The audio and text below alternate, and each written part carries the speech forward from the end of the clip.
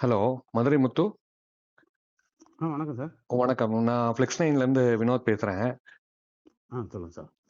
Madan Babu sir பற்றிய நம்ம செய்தி வந்து எல்லாத்துக்குமே மனசை ஓரளவுக்கு பயங்கரமா பாதிச்சிருக்கு. ஒரு நல்ல மனிதர். சினிமால பல பேரை அவர் வந்து ரொம்ப நெருங்கி பழகியவர். உங்ககிட்ட அதுவும் பர்டிகுலரா மதுரை முத்துனா ரொம்ப அன்பு வைத்தவர். என்ன என்ன சொல்ல விரும்புறீங்க அவரை பத்தி? நீங்க சொன்ன மாதிரி அந்த ரியாலிட்டி சொல்ல ஒரு தனித்துவமான அன்பு நம்ம மேல. ஓகே. என்னுடைய ஒவ்வொரு நகைச்சுவையிலும் ஊக்கப்படுத்தினவர், இன்னொன்னு ஒவ்வொன்றையும் ரசிச்சவர், ஒரு ரசிகனா இருந்து ரசிச்சவர். ம். அது இல்லாம இன்னைக்கு பார்த்துருப்பீங்க எல்லாருமே திரைத்துறையில ம். முக்கியமான ஆட்கள்லாம் வந்தாங்க எல்லாருமே. ஆமா. அதுக்கு காரணம் அந்த மாதிரி ஈடுபாடோட நட்பை ரொம்ப முக்கியத்துவம் கொடுத்து மதிப்பாரு. இப்ப எங்க ஊரே ஷூட்டிங் ஸ்பாட்ல இருக்கும்போது ரொம்ப ஈகோ பார்க்காம எல்லாத்தையும் ஜாலியா பேசக்கூடியது. ஷூட்டிங் ஸ்பாட், சினிமா ஷூட்டிங் ஸ்பாட்ல அப்படித்தான். எத்தனை பேர் இருந்தாலும் அத்தனை பேர்ட்டு கலகலப்பா நகைச்சுவை துணுக்குலாம் நிறைய தெரியும். இன்னொன்னு நல்ல வாசிப்பாளர். ஓகே. அது மட்டும் இல்லாம தன்னம்பிக்கை பேச்செல்லாம் பேசக்கூடியது. நிறைய மோட்டிவேஷனல் ஸ்பீச், ஆஸ்ட்ராலஜி இதெல்லாமே அஸ்ட்ராலஜி எல்லாம் நல்லா தெரியும். நல்ல பிரில்லியன்ட். அவ்வளவு சுருக்கமா சொன்னா எல்லா துறையிலையும் நல்ல அறிவு உள்ளவர். ஓகே. அப்படியாப்பட்ட ஒரு பன்முகம் கொண்டவர், வாசிப்பாளர், படிப்பாளர். இன்னும் 20 ஆண்டு காலம் இந்த மக்களுக்கு நகைச்சுவை செஞ்சிருக்கணும், மக்களை மகிழ்ச்சி படுத்திருக்கணும். அவர் நடிச்ச படங்கள்லயே உங்களுக்கு ரொம்ப பிடிச்ச படம் எது, காட்சி எது? ஒவ்வொன்றும் வருது. இப்போ வந்துட்டேன் அப்படின்னு வர்றது ஃப்ரெண்ட்ஸ்ல, அது கிரியில் அடிக்கடி போய் மேலே விழுகிறதா இருக்கட்டும், தேவர் மல்ல சீரியஸான ரோல் பண்றதா இருக்கட்டும், ஆமா, எது கொடுத்தாலுமே பண்ணக்கூடிய விஷயத்துல முதல் படம். அது போக ஏஆர் ரஹ்மான் சாரே சந்திரமுகி ஏதோ ஒரு படம், இந்த படம் தெனாலி பார்த்துட்டு பரவாயில்ல, தேங்க்ஸ் சார், ரொம்ப தேங்க்ஸ், நீங்க அவர் நடிக்க வச்சிருக்கு. ஏன்னா அவர் நடிக்க வச்சுக்க தேங்க்ஸ் சொல்றீங்க? இல்ல, என்னுடைய இசைக்குரு அவர் தான், அவர் இசைக்குழு நான் வாசிச்சிருக்கேன் அப்படின்னு சொல்லி அவ்வளவு அது மாதிரி இசைத்துறையா இருக்கட்டும், நடிப்பு துறையா இருக்கட்டும், அதே போல இந்த மாதிரி சின்ன திரையில ரியாலிட்டி ஷோ அவரே எடுத்து கொஞ்ச நாள் ப்ரொடியூஸ் பண்ணார், அசத்த பேர்லாம். ஆமா ஆமா. அந்த நேரத்துல உங்களுக்கு நிறைய ஒரு சம்பவங்கள் ஞாபகம் இருக்கா? நசத பௌதியார் அவர் பண்ணும்போது உங்க கூட எல்லாம் நிறைய பிளான்ஸ், எக்ஸிகியூஷன் மீட்டிங்ஸ் எல்லாம் போட்டுருப்பாரு. அதான் பாப்பாரு, என்ன மேக்கப் கம்மியா இருக்கு வாங்க அப்படின்னு உட்கார வச்சு மேக்கப் போட்டு விட்டார் அவருடைய இதை வச்சு. ஓகே. அப்படியெல்லாம் ஈகோ பார்க்காம, புது கலைஞர்கள், நேற்று வந்த பசங்க அப்படிலாம் யோசிக்காம ரொம்ப ரொம்ப ஜனரஞ்சமா பழகக்கூடியவர். ஓகே. அது குபீர் எனக்கு என்ன சுயம்பா ஒரு சுயநலமா அப்படின்னு ஆசை வரும்னா, என்னுடைய முதல் நடுவர்.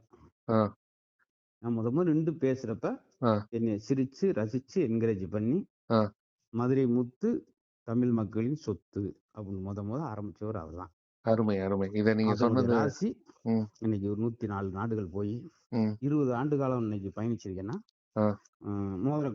மோதிர விரலால குட்டு போடுவாங்க இல்லையா? ஆமா ஆமா. அது மாதிரி மோகன் பாபு சார் ஆரம்பிச்ச விஷயம். சூப்பர். என்னைய மாதிரி நிறைய கலைஞர்களுக்கு பிரைவேட்டாவும் அவருடைய சோல்ல கூட்டு போயெல்லாம் பேச வைப்பாரு. ஆமா ஆமா. அதனால எனக்கு மட்டும் இல்ல, இப்ப பார்த்தோம் எல்லாரும் வருத்தப்படுற இசி சாரா இருக்கட்டும், ஆமா, கிரேசி நம்புறமா, ஒய்ஜி மகேந்திர சார் எல்லாமே என்னுடைய ஃப்ரெண்டு, திக்கஸ்ட் ஃப்ரெண்டு. அப்படி திரைத்துறையில எல்லாரும் வர்றாங்கன்னா, இப்ப பாக்கியராஜ் சார் வரைக்கும் எல்லாரும் வர்றாங்கன்னா, அவர் எத்தனை பேரோட நேரம் செலவழிச்சிருக்காரு பாருங்க நட்புக்கு. அதுதான் ரொம்ப பாராட்டப்படுறது. சினிமா அல்லாது எல்லா இடங்கள்லயும் அவருக்கு இருந்து தனித்துவமான ஒரு நட்பு அவர் மெயின்டைன் பண்ணிருக்காரு. அது பெரிய கஷ்டம். ஆமா. ஒரு 5 நண்பர்கள் இன்னைக்கெல்லாம் ஃபாலோ பண்றது கஷ்டமானது. ஆமா. ஆனா அத்தனை ஆண்டு காலம் அவரு கொண்டு வந்திருக்கான்றது பெரிய விஷயம். நீங்க எப்ப கடைசியா மதன் பாபு சார்ட்ட பேசுனீங்க, நினைவு இருக்கா? திருச்சியில பார்த்தோம். ஓகே. எனக்கு ஒரு வேதனையான விஷயம், ஒரு தடவை ஒரு ஹோட்டல்ல இருந்துட்டு எனக்கு நண்பர் கூப்பிட்டாரு. சார், உங்க மதன் பாபு சார் மாதிரியே இருக்கார் சார், ரொம்ப அடையாளமே தெரியல சார் அப்படின்னா. எனக்கு அந்த நேரம் ஒரு 1 ஹவர், அதிகபட்சம் அரை மணி நேரம் அப்படி கொஞ்சம் மாதிரி ஃபீல் ஆனேன். ஓகே. காரணம் எனக்கு முதல் நடுவர், என் குடும்பத்தில் ஒரு ஆள் அப்படின்ற மாதிரி. ஓகே. அது கோயம்புத்தூர் ஹோட்டல்ல இருந்து, அடையாளமே தெரியல சார், முடியெல்லாம் கொட்டி இருக்கு. அவர் தேகம் ரொம்ப பாதிக்கப்பட்டிருந்த கடைசி கொஞ்சம் மாதங்களாகவே. சரி, அதான் ரொம்ப மனசு வேதனையா இருக்கு சார். ஆமா, அவர் மீண்டு வந்தாரு. பட் இருந்தாலுமே இறைவனுடைய முடிவு வேற மாதிரி இருந்தார். ஆமா, அவரு அங்க கொஞ்சம் எங்களையும் சிரிக்க வைங்க, கீழ் உலகத்துல போதுன்ற மாதிரி கூப்பிட்ட மாதிரி. ஸோ மதுரை முத்து ஆகிய நீங்க உண்மையிலே மதுரை முத்து தமிழ்நாட்டின் சொத்துன்னு சொன்ன அந்த ஒரு மனிதர் ஒவ்வொரு கெஸ்ட்டுட்டையும் என்னைய தனியா பெர்சனலா இன்ட்ரோடியூஸ் பண்ணுவார் அந்த ஷோவிலே.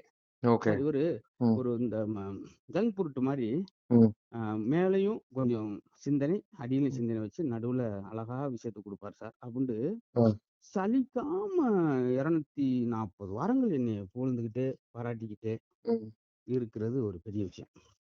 அதை அவர் செஞ்சார் சார். தேங்க்யூ மதுரமுத்து. நீங்க உண்மையிலே இவ்வளவு விஷயங்கள் அவரை பத்தி சொன்னதே ஒரு ரீவைண்ட் பட்டன் அமுத்தி இத்தனை சம்பவங்களையும் கோர்வையா நீங்க சொன்னது மனதுக்கு நெகிழ்வா இருக்கு. ஒரு நல்ல கலைஞரை நம்ம எல்லாருமே இழந்திருக்கோங்கிற அந்த வருத்தம் எல்லாத்துக்குமே இருக்கு. நீங்க விரைவில் வந்து அவர் குடும்பத்தை சந்திக்கணும், இன்னும் நிறைய விஷயங்களை பேசணும். நல்ல கலைஞர்கள் என்னைக்கும் யாருனாலையும் மறக்கப்படுவதில்லை என்பதுதான் இந்த போன் காலுடைய மிக முக்கியமான விஷயம். தேங்க்யூ மதுரமுத்து. தேங்க்யூ.